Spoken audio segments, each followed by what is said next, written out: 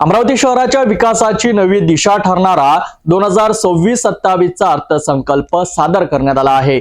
महानगरपालिका आयुक्त सौम्या शर्मा चांडक यांनी 843 कोटी 74 लाख 6,103 रुपयाचे हे बजेट आज स्थायी समितीकडे सुपूर्द केले आहे।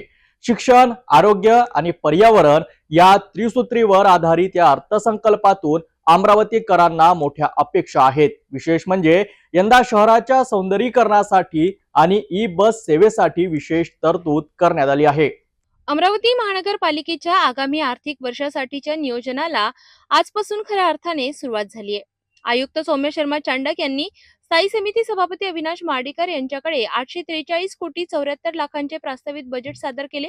या अर्थसंकल्पात महसुली उत्पन्नाचे 437 कोटी आणि शासनाकडून प्राप्त होणारा 417 कोटींचा निधी असा समतोल साधण्यात आलाय।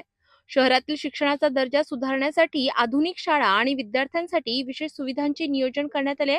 तसेच केंद्र सरकारच्या पीएमई बस योजनेतून 50 इलेक्ट्रिक बसेस लवकरच शहराच्या रस्त्यावर धावणार असून त्यासाठी आवश्यक निधींची तरतूद करण्यात आली आहे। शहराला कचरामुक्त करण्यासाठी माझी वसुंधरा अभियानाअंतर्गत विशेष पावले उचलली जाणार आहेत। ज्या ठिकाणी नेहमी कचरा टाकला जातो अशा ठिकाणांचे सौंदर्यीकरण करून शहराचा चेहरा मोहरा बदलण्याचा निर्धार प्रशासनाने केला आहे। आरोग्य सेवा अधिक सक्षम करण्यासाठी दवाखान्याचे आधुनिकीकरण आणि नवीन आरोग्य केंद्रांची उभारणी केली जाणार आहे। याशिवाय MSIDC सोबत झालेल्या करारामुळे शहराच्या पायाभूत सुविधांना नवी गती मिळेल अशी आशा व्यक्त केली जात आहे। महानगरपालिका अमरावती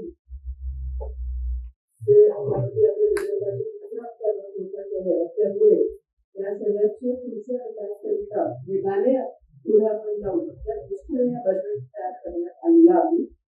या बजेट अंतर्गत अमरावती स्वच्छ सुंदर हवी या दृष्टीने आपण आलोचना केलेला आहे। विशेषतः आपण आपले शाळा आहे महानगरपालिका शाळा किती शाळांमध्ये भरपूर गर्दी आहे त्यावर आपण टाकलं आहे।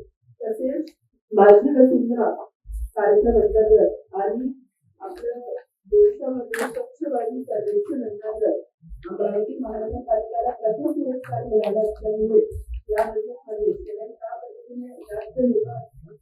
त्या पद्धतीने जास्त या दृष्टीने पण बजेटमध्ये समावेश करण्यात आलेला आहे। तसेच आपला महसुली इन्कम वाढ करण्याकरिता प्रॉपर्टी टॅक्स याची तकनिकी दृष्टीने सर्वेक्षण त्याचा रोडमॅप तयार करून ते पण या बजेटमध्ये समावेश करण्यात आलेला आहे। पुढच्या वर्षी आमच्या शहरात सिटी बस सर्व्हिसमध्ये पीएमई बस या केंद्राची योजना आम्हाला भेटणार आहे। या योजनेअंतर्गत 50 ई बसेस आम्हाला भेटणार आहे। तर त्यासाठी या बजेटमध्ये विशेष तरतूद तयार करण्यात आलेला आहे। यासोबत पूर्ण शहराचे आरोग्य, पाणी पुरवठा, स्वच्छता, रोड, नाले, विद्युतीकरण या सगळ्या महत्त्वाच्या विषयावर फोकस करून बजेट तयार करण्यात आलेला आहे।